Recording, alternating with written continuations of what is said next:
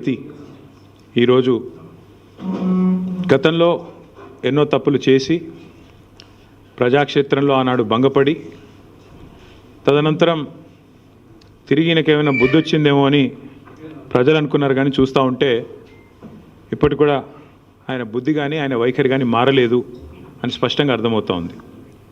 ఇక్కడ తెలంగాణలో రేవంత్ రెడ్డి గారు గద్దెనెక్కినప్పటి నుంచి యంగ్ ఇండియా అని చెప్పి కలవరిస్తూ ఉన్నారు.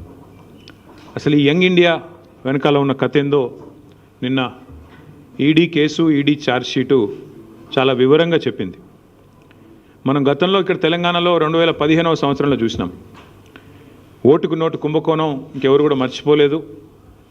అప్పటి నుంచి రేవంత్ రెడ్డి గారికి బ్యాగ్ మ్యాన్ అనే పేరు కూడా కొత్తగా, అంటే bat man, super man, spider man లాగా బ్యాగ్ మ్యాన్ అనే మంచి పేరు కూడా తెలంగాణలో చాలామంది పిల్లలు పెట్టుకున్నారు. అదేమో ఓటుకు నోటు కుంభకోణం, ఇదేమో సీటుకు రూటు కుంభకోణం. ఇదేదో ఊరికే అనట్లేదు సీటుకు రూటు కుంభకోణం అని. స్పష్టంగా రేవంత్ రెడ్డి గారి గురించి నేను చెప్పడం కాదు, ఈరోజు మంత్రిగా ఉన్న కోమటిరెడ్డి వెంకటరెడ్డి గారే ఓపెన్గా బహిరంగంగా పత్రికా సమావేశంలోనే చెప్పినారు. ఈయన 50 కోట్లు పెట్టి పిసిసి అధ్యక్ష పదవి కొనుక్కున్నాడు అనే మాట ఆ రోజు స్వయంగా ఈనాటి మంత్రి, ఆనాటి ఎంపీ కోమటిరెడ్డి వెంకటరెడ్డి గారు చెప్పిన మాట. కానీ సరే, వెంకటరెడ్డి గారు చెప్పిన దానికి ఆ రోజు ఆధారాలు లేకపోవచ్చు, కానీ ఈరోజు ఆధారం ఉంది అంటూ ఎన్ఫోర్స్మెంట్ డైరెక్టరేట్ వారు ఛార్జ్షీట్లో స్పష్టంగా ఎవరు డబ్బులు ఇచ్చారు, ఏ పొజిషన్ అమ్ముకున్నారు, ఎన్ని డబ్బులు ఇచ్చారో కూడా స్పష్టంగా చెప్తా ఉన్నారు.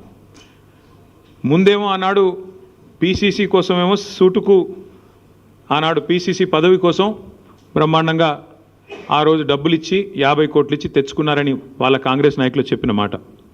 ఈరోజు ఢిల్లీకి ఇప్పటికి కూడా జరుగుతూ ఉన్నది ఏమంటే, తెలంగాణ అనేది కాంగ్రెస్ పార్టీకి ఒక ఏటీఎంగా మారిపోయిన మాట వాస్తవం. ఎప్పుడు డబ్బులు కావాలి అని కాంగ్రెస్ పార్టీ వాళ్ళు అనుకుంటే అప్పుడు పెద్ద ఎత్తున డబ్బులు అందిస్తూ తన పదవిని కాపాడుకుంటూ ఉన్నారు రేవంత్ రెడ్డి గారు. ఇవాళ ఓటుకు నోటు జరిగినప్పుడేమో రేవంత్ రెడ్డి గారు ఒక ఎమ్మెల్యే, కానీ ఈరోజు ఈ రాష్ట్రానికి ముఖ్యమంత్రి. కాబట్టి